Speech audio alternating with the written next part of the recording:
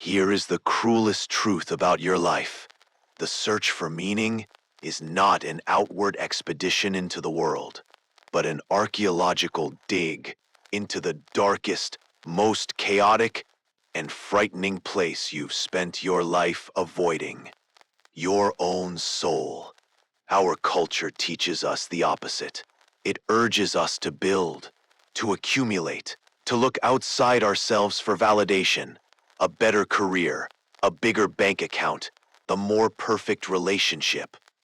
We are led to believe that meaning is a destination, a trophy we win after achieving our goals. But a quiet voice within insists the answer is already here, buried inside us, and we are simply too afraid of the silence required to hear it. The great psychologist Carl Jung, who will be our guide on this journey, perfectly captured this paradox when he said, "One does not become enlightened by imagining figures of light, but by making the darkness conscious." This very sentence is the compass for everything we are about to explore. Look around you. We are living in an age of infinite connection, yet we have never been more alone. We scroll through an endless parade of curated smiles and polished achievements on social media, while struggling behind our own closed doors. We wear our perfect masks, the diligent employee, the supportive partner, the happy friend. But when night falls and we are alone with our thoughts, a nameless emptiness creeps in. We are following a script, living the life we are supposed to live, not the life our soul truly craves. This is the modern malady of meaninglessness, and no external success can cure it. So, where is the way out? It lies in the ancient map of the human psyche that Carl Jung spent his life creating. He was not a sterile academic in a lab coat. He was a courageous explorer of the inner world. And this article is not a list of life hacks. These are the 10 master keys he left behind. Secrets to unlocking the sealed doors of your own subconscious. They will not give you easy answers, but they will show you exactly where to dig for the treasure of authentic meaning buried within you. Finally, let me be clear. This is an invitation for the brave, for the old souls who have always felt they don't quite belong in the superficial world. This journey will go deep, and it may not always be comfortable, for it will ask you to face the parts of yourself you have willfully ignored. But I promise you, if you stay until the end, you won't just see the world differently. You will see yourself in a completely new light. Now, let us take the first step together as we examine the mind's outermost layer of defense. Part 1. The shell, the mask, and the armor. Before we can enter the castle, we must first understand its guards and its outer walls. In psychology, these are the conscious behaviors we perform for the world to see, the carefully constructed armor we present to protect what lies within. This is the surface, the shell of the self. To understand the meaning hidden inside, we must first become experts at recognizing the exterior. Secret 1. The persona. Your social mask is not you. The mask you wear every day. The good daughter, the dedicated employee, the witty friend, is a necessary tool for social survival, but it is not your true self. The greatest tragedy is to forget you are wearing it at all. In Jungian terms, this social mask is called the persona. The word comes from the Latin for the masks worn by actors in ancient Greek theater. It is the version of yourself that you have tailored to fit the expectations of society. It is a vital compromise between your inner world and the demands of the outer world. You need a persona to function. At work, you put on your professional persona. With your parents, perhaps your dutiful child persona.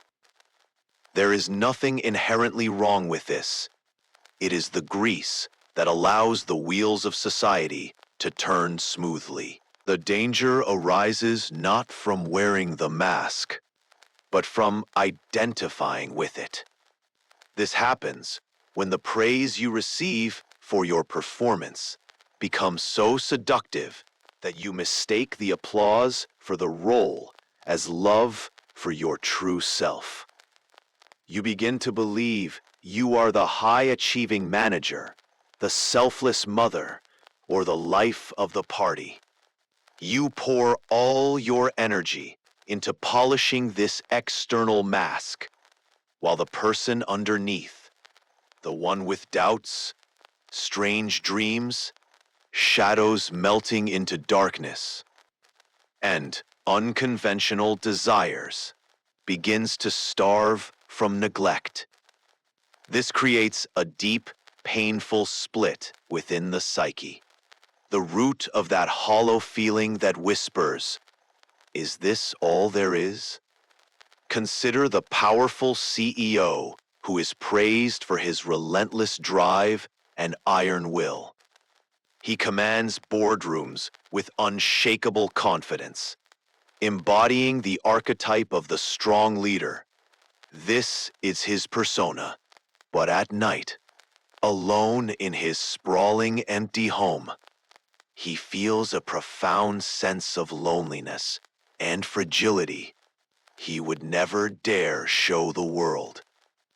He has so fully merged with his armor of strength that he has lost the ability to connect with his own vulnerability.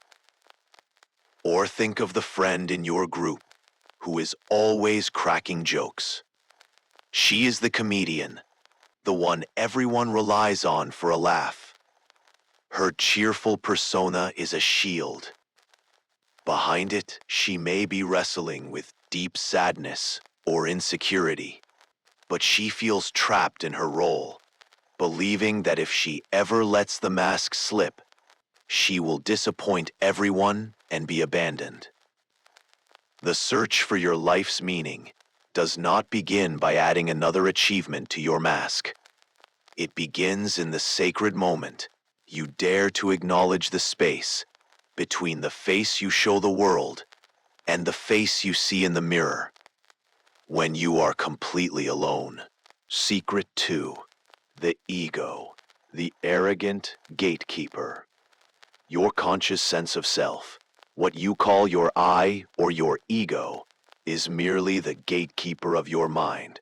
It is not the king of the castle.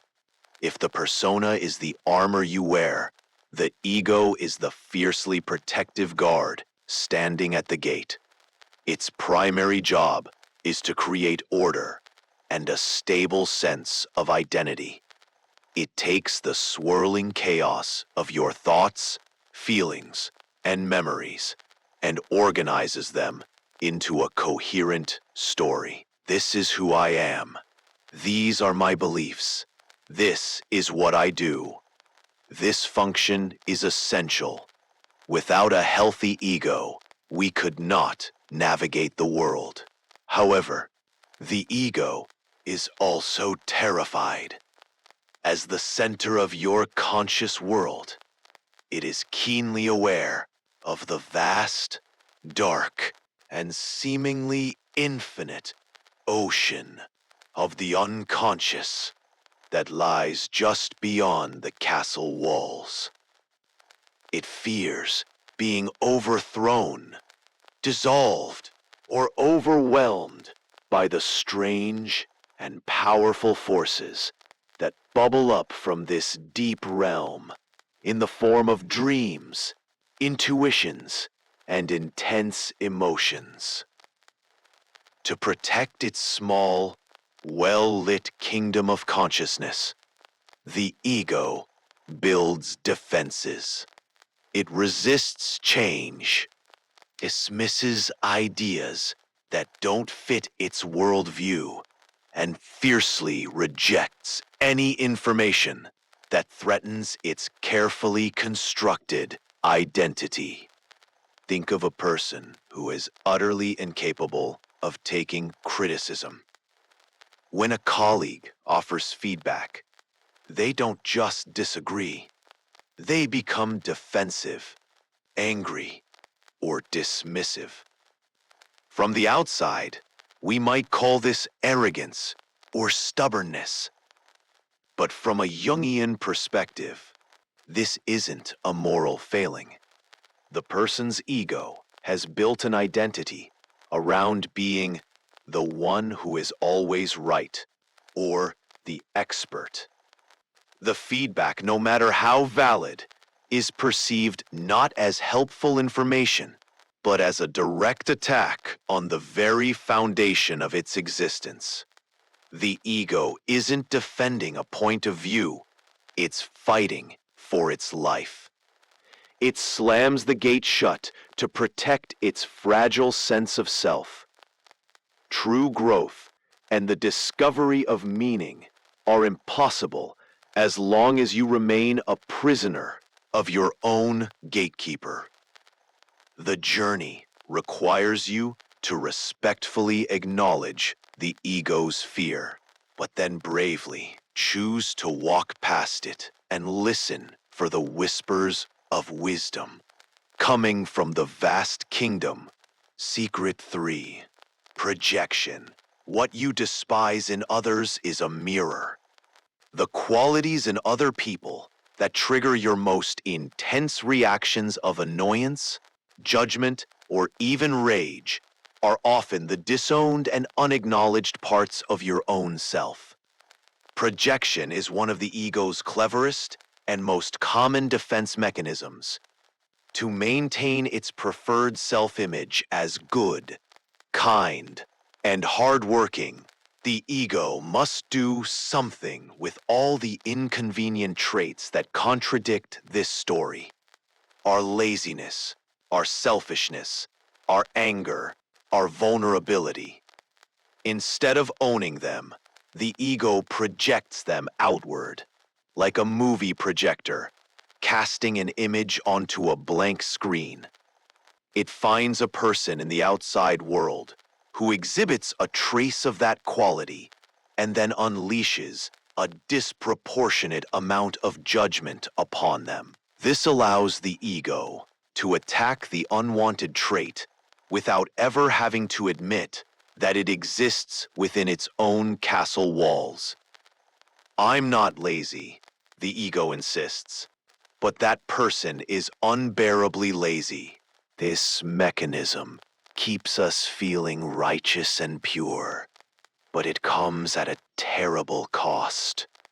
It keeps us blind to who we truly are, and it prevents us from developing a complete and whole personality.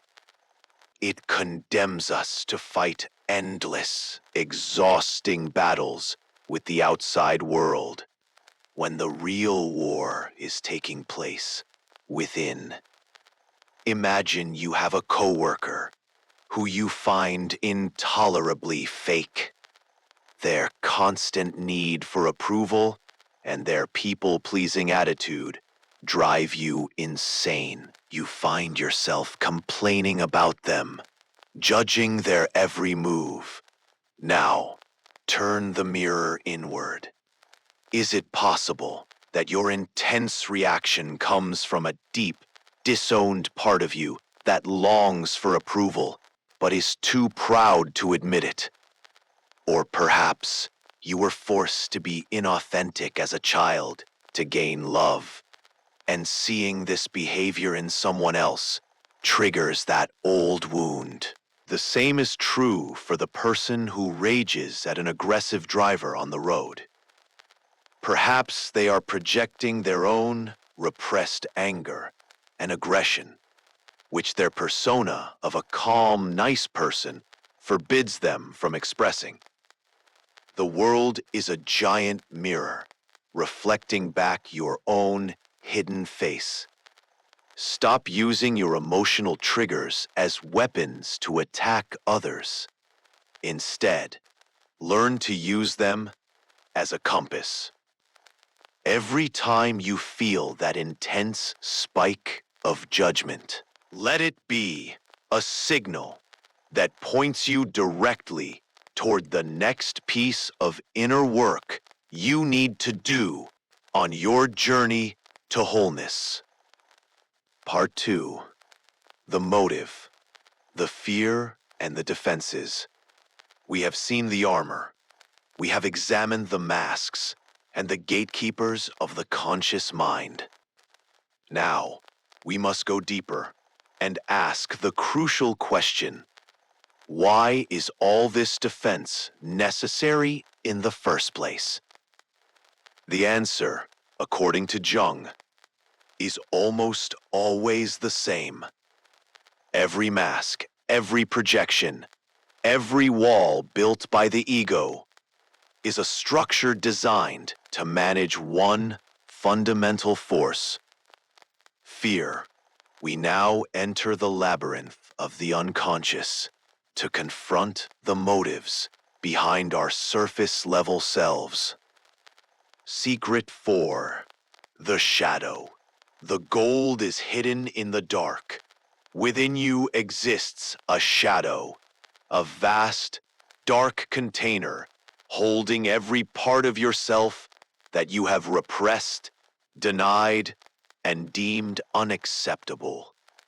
And hidden within that darkness is your greatest source of power and vitality.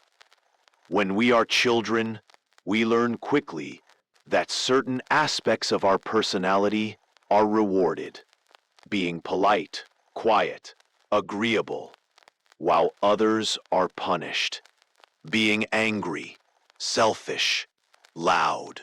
To gain love and acceptance, we begin a lifelong process of psychic surgery. We cut off these unacceptable traits and shove them into the dark basement of our unconscious. This collection of disowned parts is what Jung called the shadow. It is everything you are, but do not want to be. The shadow is not purely evil. That is a common and dangerous misconception. It contains not only our repressed rage and primitive urges, but also our creativity, our life-giving instincts, our untamed passions, and our hidden talents. The core fear that keeps us from looking at the shadow is the fear of acknowledging our own capacity for darkness, our potential for selfishness, aggression, and chaos. We are afraid that if we open that basement door, a monster will emerge and destroy our carefully constructed lives. So we keep it locked. But the irony is that the more we repress the shadow, the more it controls us from below, leaking out in unexpected ways. The classic example is the perpetually nice guy.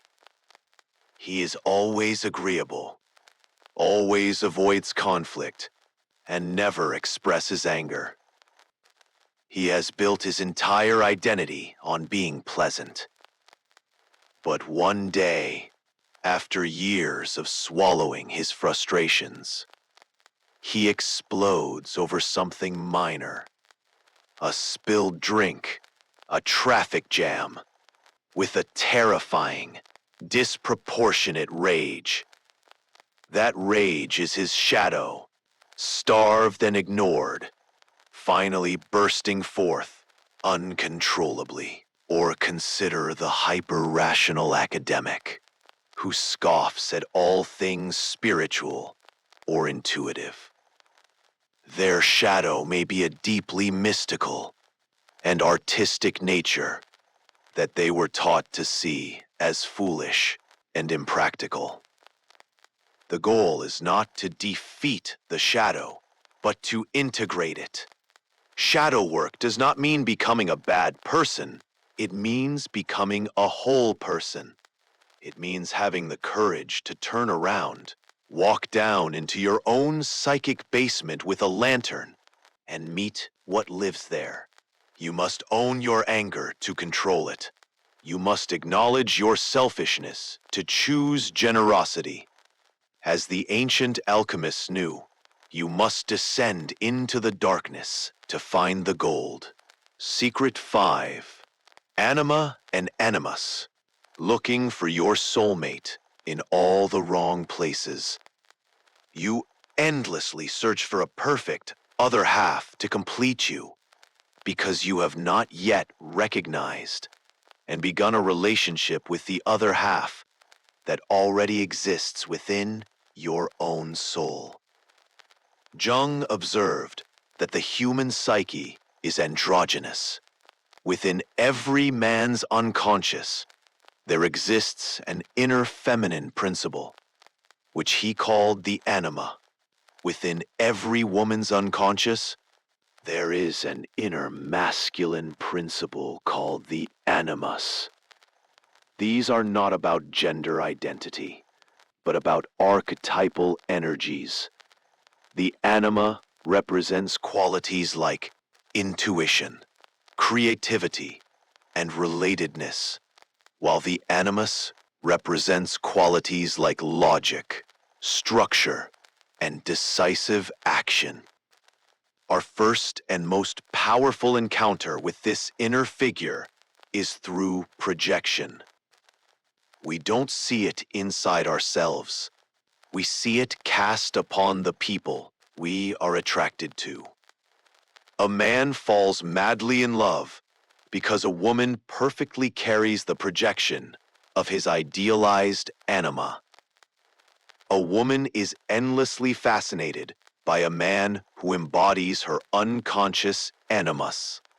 This creates the intoxicating feeling of finding your soulmate, but it is an illusion destined to fail.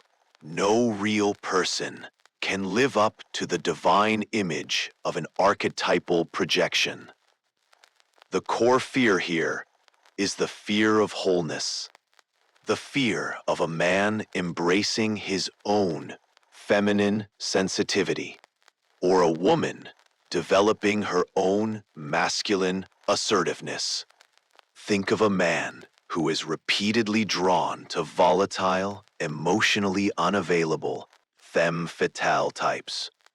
He finds them exciting and mysterious. This is often the projection of a negative, undeveloped anima. He is outsourcing his own need for emotional depth and mystery onto others instead of cultivating it himself. Conversely, consider a woman who is always attracted to cold, critical, authoritarian men. She may be projecting a negative animus, seeking the structure and authority externally that she has yet to build within her own character. The relationship inevitably becomes a painful power struggle. A truly meaningful partnership is not a merger of two half people into one. It is a relationship between two whole individuals. The path to this kind of love is not outward, but inward. It involves withdrawing your projections, taking responsibility for your own inner opposite, and consciously developing those qualities in yourself. True love doesn't begin when you find the right person. It begins when you become the right person. Secret 6. Complexes. The uninvited guests running your life. Your recurring out-of-proportion emotional reactions are not random. They are the work of autonomous complexes in your unconscious that hijack your personality.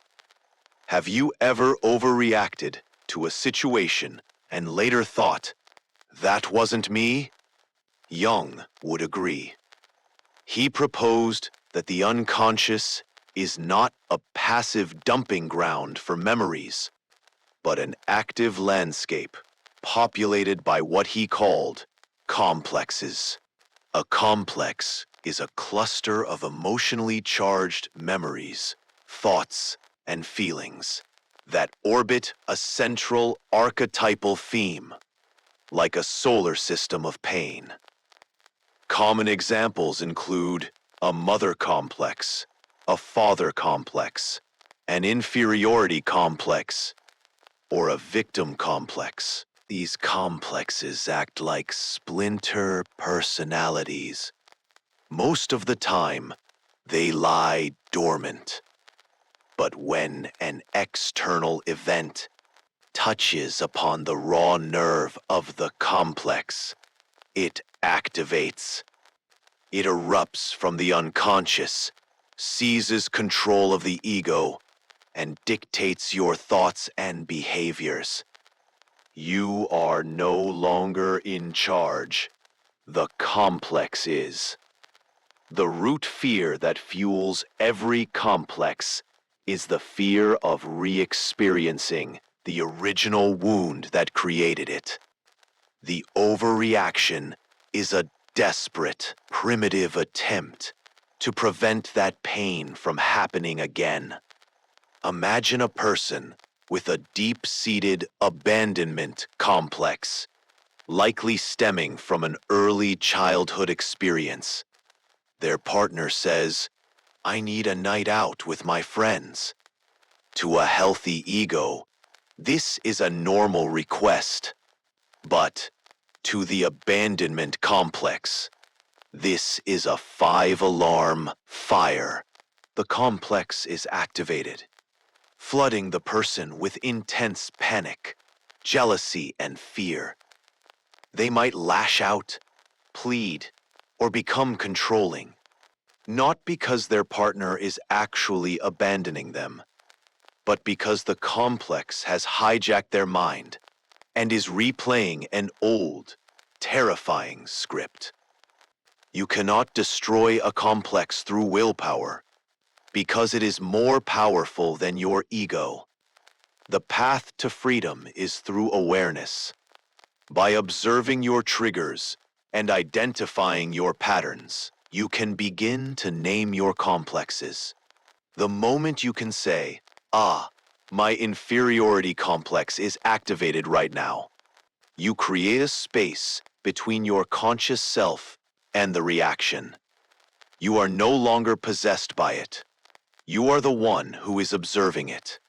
And in that space lies your power to choose a different response. Secret 7. The meaning of crisis. A message from the soul. Your anxiety, your depression, your midlife crisis. These are not illnesses to be eradicated. They are urgent, sacred messages from your soul, telling you that the life you are living is too small. In modern culture, we treat psychological suffering like a mechanical failure. We want to medicate it, manage it, and eliminate it as quickly as possible so we can get back to normal. Jung had a radically different view. He saw a neurosis not as a pathology, but as a form of moral and spiritual suffering. He famously stated that neurosis is the suffering of a soul which has not discovered its meaning. From this perspective, your symptoms are not the problem. They are the attempted solution. Your depression is not a chemical imbalance. It is your soul's way of going on strike, refusing to invest any more energy in a life that lacks purpose. Your anxiety is not a disorder. It is the friction between the person you are pretending to be and the person you were born to be.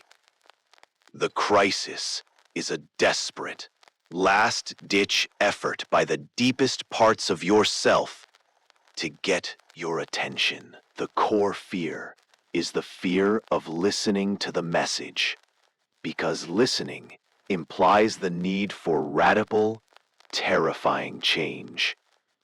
A man reaches his mid-40s. He has everything he was ever told to want: a successful career, a nice house, a family, and he is miserable. He feels trapped, dead inside, and begins to engage in reckless behavior. Society calls this a midlife crisis and treats it with pity or scorn. Jung would see it as a spiritual emergency, a potential breakthrough disguised as a breakdown. It is his soul screaming at him through the symptom of despair. You have abandoned the quest. The life you have built is a beautiful cage, but it is still a cage. There is another, more authentic life waiting for you if you have the courage to burn this one down. Stop fighting your suffering. Start listening to it. Get curious. Ask your depression, what part of my life needs to die? Ask your anxiety, what truth am I refusing to face? Your pain is not a punishment. It is a sacred summons. It is the call to adventure, inviting you to leave the comfortable known world and begin the true journey to find your soul. Part 3. The Source, the Wound, and the Origin. We have moved through the outer shell of the persona and explored the inner labyrinth of fear. We have seen what we present to the world and why we present it. Now, it is time to take the final plunge into the deepest layer of the psyche. Where do these universal fears and defenses truly originate? What is the fundamental wound at the core of our being? The answer lies in a place that is at once deeply personal and universally human. We are going to the source. Secret 8. The Archetypes. Your story has been written for millennia. Your personal life, with all its unique struggles and triumphs, is not a random, isolated event. It is a modern retelling of ancient, universal stories and patterns that have been playing out for the entirety of human history. As Jung explored the dreams, fantasies, and myths of people from all over the world, he discovered something astonishing. The same fundamental characters and themes appeared again and again, regardless of culture or personal history. He called these universal, innate psychic patterns the archetypes. They are the blueprints of human experience, the psychic DNA we all inherit. Archetypes include figures like the hero, the great mother, the wise old man, the trickster, and the orphan. They are not memories of specific events, but rather potentials for certain types of experience. The core wound of modern life is often a profound sense of isolation. We believe our suffering is uniquely our own, that our problems are a sign of personal failure. This belief cuts us off from the great stream of human experience. Understanding archetypes is the antidote to this wound. It allows us to see that our personal struggles are not just personal. They are transpersonal. They are part of a larger, meaningful pattern. Think of a young entrepreneur struggling to launch a business. She faces overwhelming obstacles, crushing self-doubt, and moments where she wants to give up entirely. If she views this purely as a personal failure, I'm not good enough, her suffering is meaningless. But if she recognizes her struggle as a stage in the timeless hero's journey archetype, everything changes. The obstacles become dragons to be slain. The self-doubt becomes the refusal of the call. The moments of despair become the belly of the whale. Her personal struggle is suddenly infused with the mythic power and significance of every hero's story ever told. From Odysseus to Luke Skywalker. You are not an island, and your pain is not a solitary confinement. You are a wave in the great ocean of humanity. When you learn to see the archetypal patterns in your life, you realize you are walking a path that countless others have walked before you. Your story is at once intimately yours and eternally ours. And in that realization, loneliness dissolves and meaning is born. Secret 9. The collective unconscious. You know more than you think you know. Beneath the thin layer of your personal unconscious, your own memories, traumas, and repressed feelings, lies a vast and ancient ocean of shared psychic experience belonging to the entire human species. This is arguably Jung's most radical and important contribution, the concept of the collective unconscious. He proposed that we are born not as blank slates, tabula rasa, but with a shared inheritance of all the cumulative experiences of our ancestors. This is the source of the archetypes.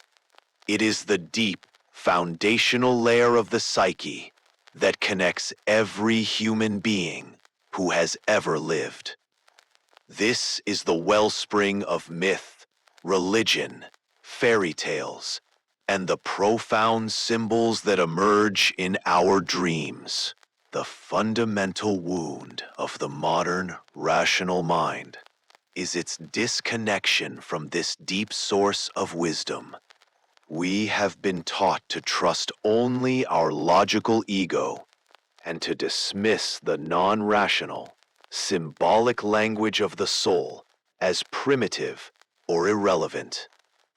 In doing so, we have cut ourselves off from the very roots of our being, leaving us feeling spiritually adrift and starved for a deeper connection to life.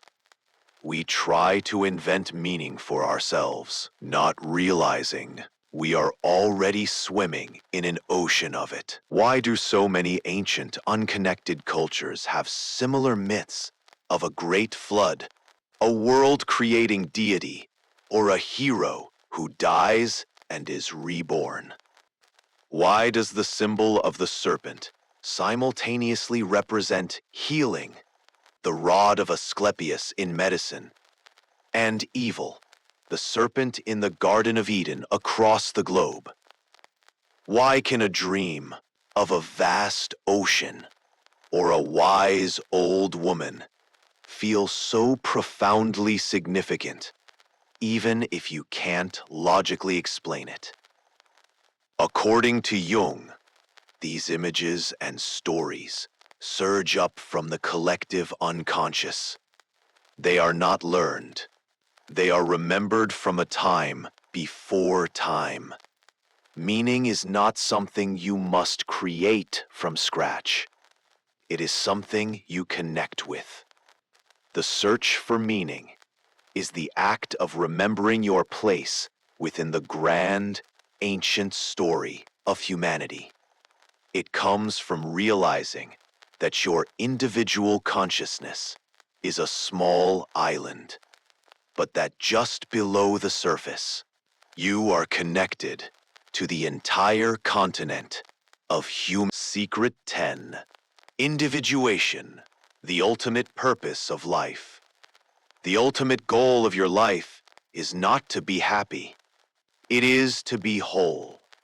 This brings us to the final secret, the great work and ultimate purpose of a human life in the Jungian view, the process of individuation.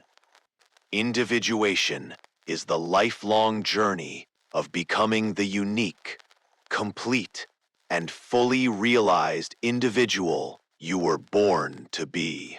It is the process of integrating all the disparate and often conflicting parts of yourself, your conscious ego and your unconscious shadow, your persona and your true self, your inner anima or animus, into a functioning, harmonious whole. Happiness is a fleeting emotion, a wonderful byproduct that comes and goes. Wholeness is a state of being.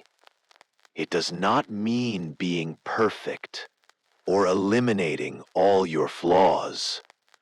On the contrary, it means embracing your imperfections, owning your darkness alongside your light, and becoming fully and unapologetically yourself.